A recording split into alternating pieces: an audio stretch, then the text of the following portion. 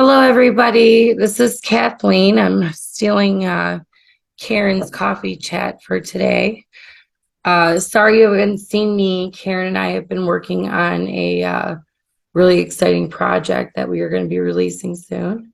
So that is going to be uh, quite informative for most people. But I have been busy doing that, so I have not been doing a cocktail just because went to the Betty and decided not to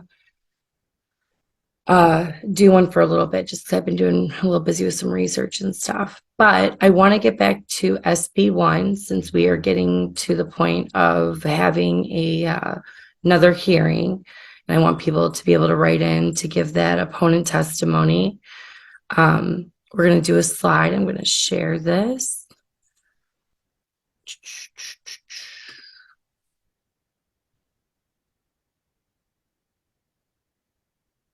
I hope you guys can see this.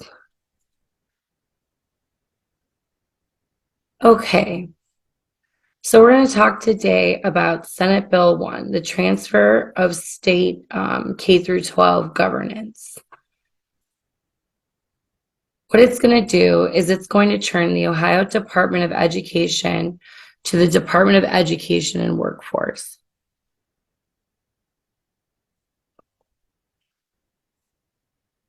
It renames the Department of Education as the Department of Education and Workforce, DO. SB1 creates the Director of Education and Workforce, who is appointed by the governor with the advice and the consent of the Senate and is the head of DO. The director would appoint, with the advice and the consent from the Senate and the governor, Division of Primary and Secondary Education, and a deputy for the Division of Career and Technical Education. So all this is saying is that SB1 would now have a Director of Education and Workforce and two deputies of Division of Primary and Secondary Education and one of the Division of Career Technical Education. The governor would be then to appoint the deputy directors to the Governance Executive Workforce Board. The state of Ohio school board duties transferred to the Director of the Workforce Development. The bill vests responsibility for primary, secondary, special, and career technical education in the director, which was formerly the board's duty. The powers and duties of the state board and superintendent would be educator, licensure, licensee for disciplinary actions, school district territory transfers, and a couple other administrative areas. The bill would transfer due or where applicable to transfers most power to do where applicable. The director, most of the powers and duties assigned to the State Board of Education and the Superintendent of Public Instruction.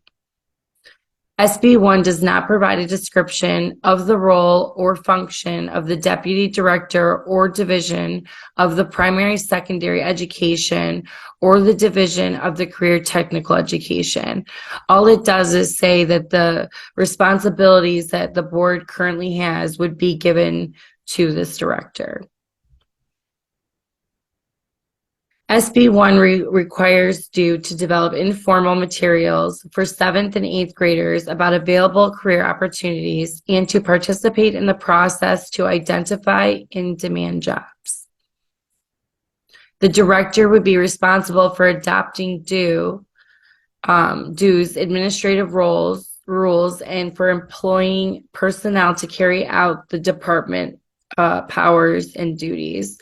Although they do mention in the bill that 10% of the current workforce would stay with the school board and the other 90% would be under the guise of the director.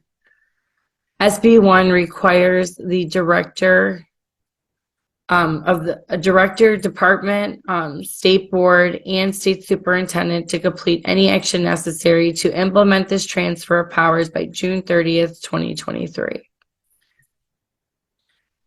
So the fiscal notes and local impact statement.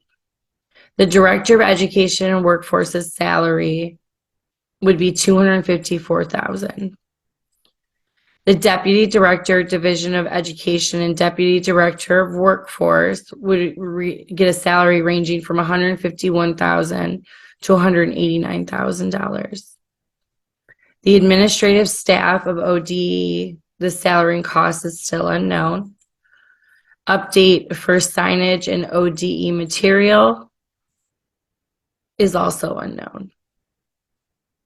And I would think, that's a big cost. So you have to replace signs and you have to replace literature and update the website. And right here. Do may incur the minimal cost to rebrand buildings, offices, letterheads, and other materials, and to participate in certain workforce development related activities. The bill also may lead to some additional administrative costs if the state board needs to hire staff in non-programmatic areas such as fiscal services, legal services, human resources, communications, and information technology. The bill permits the state board to request dues assistance exercising the state board's powers and duties to the extent the due director determines that assistance is necessary and practicable. Due must provide and the requested assistance. So if the board, who's going to be the licensure, says, hey, we need your assistance with, some of their licensing duties or disciplinary, then that would be upon the director to decide if that's appropriate. The Director of Education and Workforce Responsibilities under SB 1 would be adopting a minimum education standards for elementary and secondary schools and minimum operating standards for school districts. Issuing and revoking state charters to school districts, school buildings operated by districts, and non-public schools that elect to seek a charter. 3, he or she would be responsible for developing state academic standards and model curricula. Establishing a statewide program for assessing student achievement through standardized assessments, so state testing they'd be responsible for. Establishing the state report card system for school districts, community schools, STEM schools, and college preparatory boarding schools. Administering state scholarship programs. Performing prescribed functions regarding the creation and operation of joint vocational schools. Providing oversight to and performing functions regarding community schools, community school sponsors, and STEM schools. I wonder why that's so important. Calculating and distributing all foundation funding payments. Now, I want to take a second here and just say that I did ask Andrew Brenner on my previous SB 178 video what community schools were, and I have yet to receive an answer. We're looking into it, though, as well. And that PowerPoint should be up later, probably today. The Ohio Department of Job and Family Services would be a collaborator with the Department of Education and Workforce. We kind of still already are. The Department of Higher Education, the Governor's Office of Workforce Transformation, and the Governor's Executive Workforce Board. The Ohio Superintendent and State Board members' roles under SB 1. The State Board and the State Superintendent retain duties and broad powers regarding educator licensure, licensee disciplinary actions, school district territory transfers, and other certain areas. It expressly reserves responsibility for adoption of requirements for educator licensure and licensee disciplinary actions with the State Board and largely excludes the director and due from that process under the Administrative Procedure Act. In accordance with the Ohio Constitution, the state superintendent remains an appointee of the state board. It further states that in accordance with the continuing law, the state superintendent remains the state board secretary and executive officer. The state board must employ personnel to carry on its duties and powers, subject to the state board's policies, rules, and regulations. The state superintendent exercises general supervision of those employees and may appoint them, fix their salary, or terminate their employment. Non-public, non-chartered schools under this bill. The bill transfers the responsibility for adopting minimum education standards from the State Board of Education to the Director of Education and Workforce. The bill prohibits the director from adopting any additional rules for non-chartered, non-public schools after the bill's effective date. The bill requires each non-chartered, non-public school to annually certify in a report to the parents of its students that the school meets the minimum education standards for non-chartered, non-public schools. The bill requires the parent of a student to report the student's residence school district and student's enrollment or withdrawal from a non-chartered, non-public school. Each attendance report must include their name, age, place of residence, and each student's below 18. The bill requires teachers and administrators at non-chartered, non-public schools to hold at least a bachelor's degree or equivalent from a recognized college or university. Finally, the bill outlines the requirements for curriculum, grading, transportation, health, and safety requirements. Home education and school attendance. Current law refers to students who are being homeschooled as receiving home instruction. The bill changes those references to receiving home education. The current law authorizes the school district superintendent to excuse a child from attendance upon satisfactory showing that the child is being instructed at home by a person qualified to teach. It also requires that the filing of papers with a superintendent that show how the qualifications of a child's home educator were determined would be removed. Instead, directly exempts the school attendance students who receive home education under the supervision and direction of a parent on requisite subject areas. The superintendent is no longer to request proof of educators' parents' eligibility to educate. The parent would have to inform the superintendent within 5 days from the start of the school year. Only a letter is required with the child's name and statement that the child will be educated on requisite subject areas. The superintendent to follow up with a letter confirming receipt of this notice.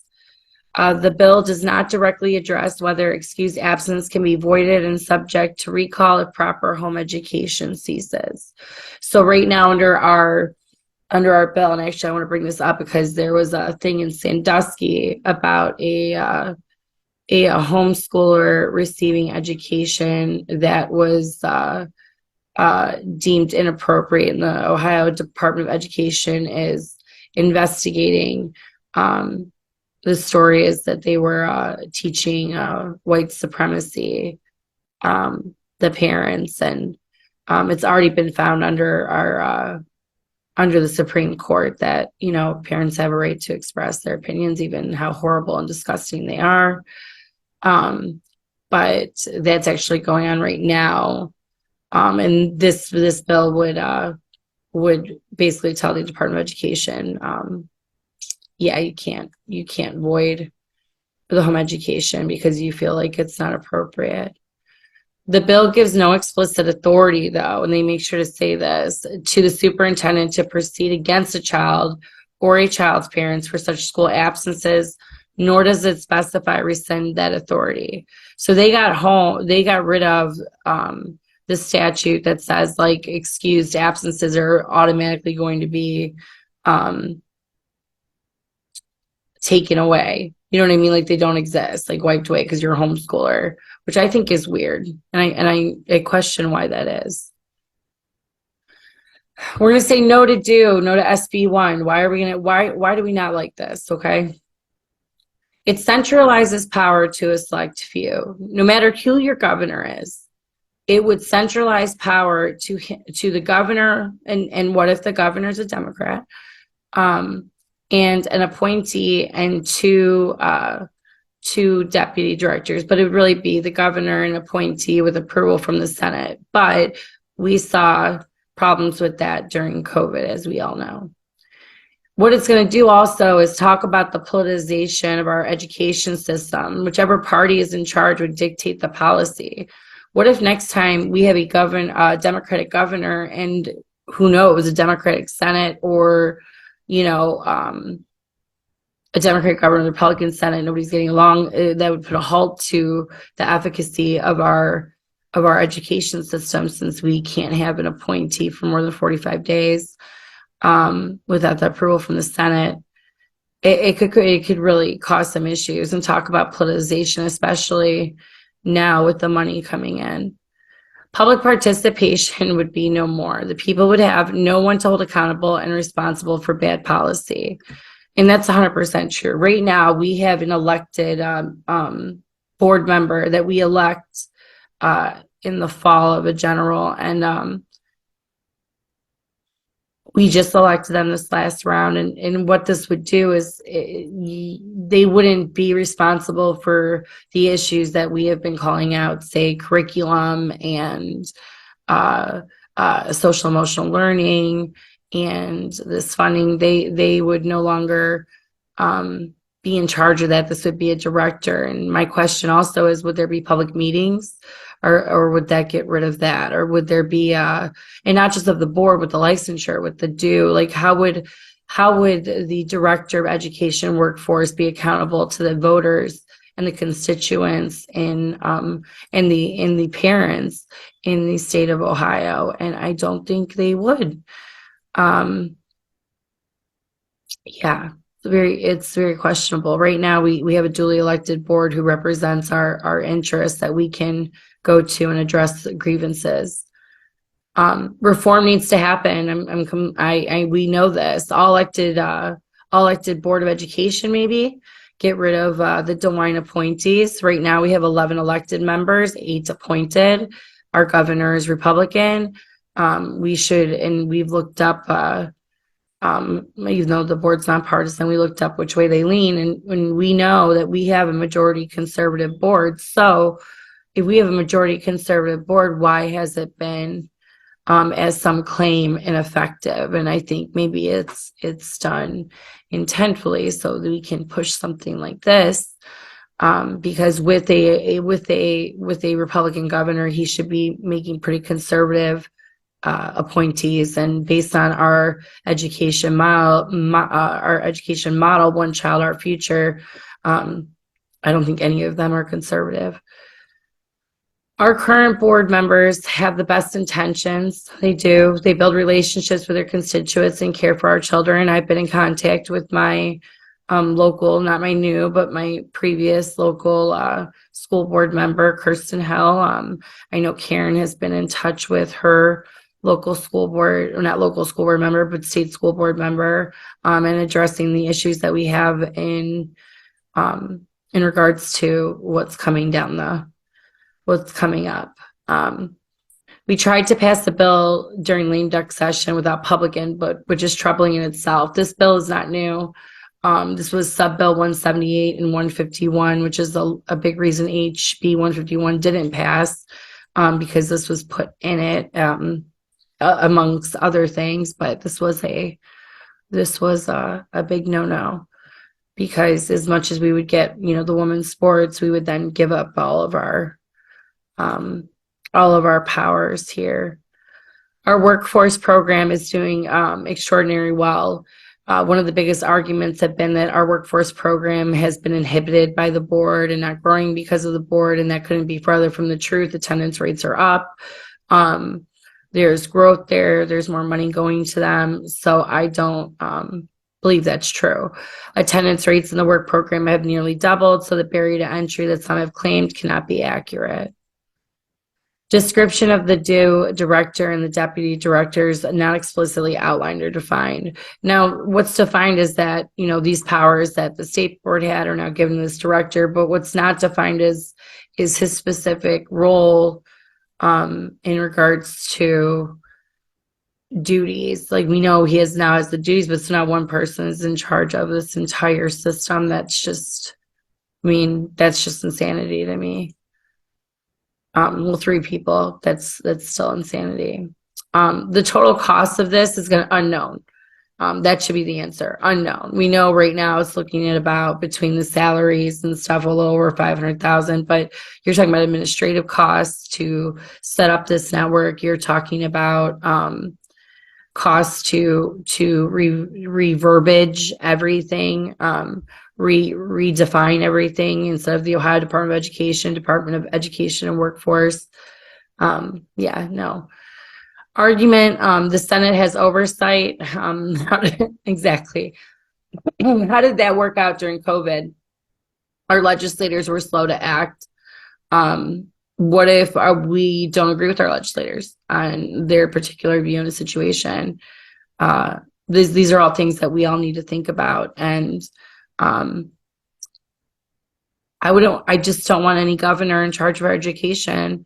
I think a fully elected board would be more efficient than anything at this moment. Get rid of the appointees, get the governor out of the education office. You know, the COVID policies that they passed and the shutting down of schools caused majority of the issues that they say that they're having, and quite honestly, they're making the issues worse, not better. So that's problematic.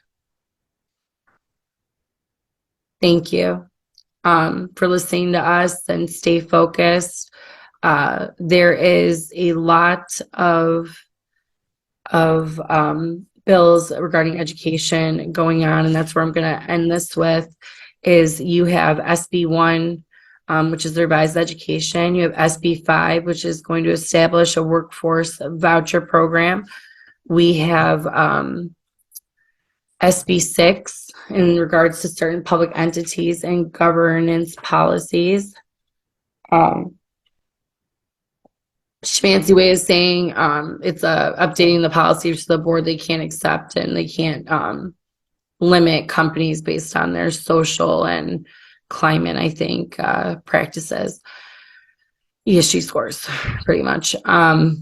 SB 11, it says enact parent educational freedom. It's the Ed Choice vouchers. They are going to be redesigned. So if you thought parental rights, no, why would we worry about that? SB 14, expand veteran eligibility to teach without a license. SB 17, capitalism, high school finance needs to be taught in high school finance. SB 27, ratifying interstate teacher mobility compact. I'm really not quite sure about that one yet. I haven't looked into it. SB 29 I have regards education records and student data privacy. SB 30 is a person under 16 can work after 7 p.m. during the school year, and that's because of our businesses, which I don't think that's a bad thing. I mean, don't work till midnight, but 9 o'clock, I think that's fine. But they didn't put any specificities and specificity. I can't say that word. Any specifics in there. So what we want you to do is contact your senators and tell them no to SB 1. Really your House reps at this point. We're going to put a contact sheet up. I will put the committee members, and also if you could write opponent testimony and send it to Andrew Brenner, who is the chair of the education committee. Karen and I would greatly appreciate it. We want to keep our Board of Education. We want to keep the people's power. Once you give this power away, you're not getting it back. And other states are making this move. But stay focused, Ohio. Cheers, and hopefully I'll see you with a cocktail soon. I won't be so busy. But thank you. Bye.